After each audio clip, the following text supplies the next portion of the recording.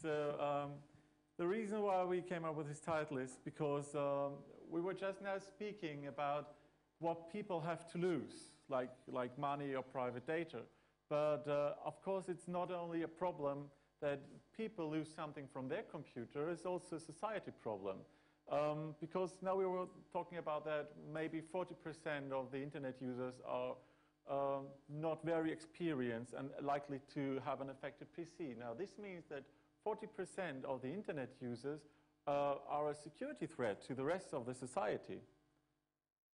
So you've probably heard about denial of service attacks, like the denial of service attacks against Georgia not so long ago, where a lot of government websites were taken down by a botnet. So this kind of botnets consists, of course, of a lot of infected computers, and a lot of those infected computers are just owned by private people who don't have an idea that their computer is infected. So it could be that, for example, your grandmother is attacking another country. It could be that your father is attacking the United States of America, and he does not even know that. And as long as his computer is infected, this will not change. Georg mentioned today in an interview that the Configure botnet is currently consisting of about 5 million infected PCs, and the number is not decreasing, but still growing, though very slowly.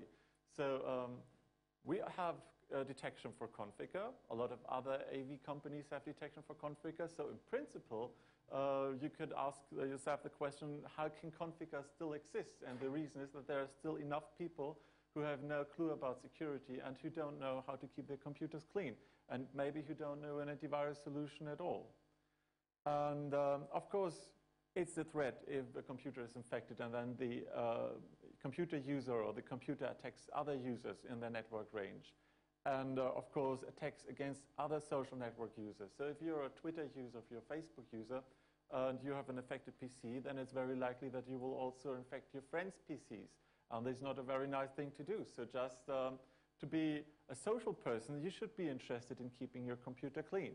And of course, also sending spam is something that's not very good, because yes, you know, probably all of you get spam and you're annoyed by that. And maybe if you have a good spam filter, you don't see so much spam every day in your inbox. But if you just look into your spam folder, you will see how much spam is generated every day, just because people don't clean their computers properly. So the question is, what can we do apart from complaining? So how can we educate those risk groups? They often don't read computer magazines. So every one of you who's writing for a computer magazine is out here, because there's not much you can do. But if gaming magazines, if the Yellow Press and if daily newspaper write about it, well, maybe the chances are a bit higher that the risk groups will read it. And of course, internet security must be taught in school. As far as I know, this is not really happening so far. So in universities, we see now that more and more professors are interested in getting material and teaching their students about malware and how to detect it. But in school, this is not a big topic, because a lot of teachers, they don't really know what to tell their pupils, because they're sometimes even smarter than their teachers. And of course, educated users should help and educate their parents. So it's your job to tell your parents, if they have a computer, how to work with it. I mean, it's like the other way around. So when you were young, your parents told you how to survive in the real life, and now you have to tell them how to survive in the digital world. So what about kids? So we were speaking in the statistics, we were starting with users who are 14 years old.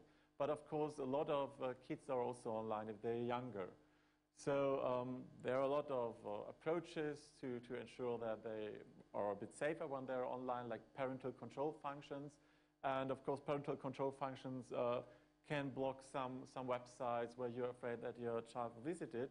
But in general, I would always say that it's in the best case, you should be next to your child if it's online, just to explain things, just to ensure that it's not visiting websites that could be a problem. Because it's so easy if you use Google, just if you enter the wrong word, you will be led sometimes to very nasty websites. And of course, kids are usually not aware with the concept of fraud. So if they get, for example, social engineering email, it's very likely that they will believe it. And additionally, of course, kids are also in danger of being sexually abused. And this is another reason why you have to stay next to your kids, because parental control, for example, can block websites. And it can help you control how many hours your kid is online every day.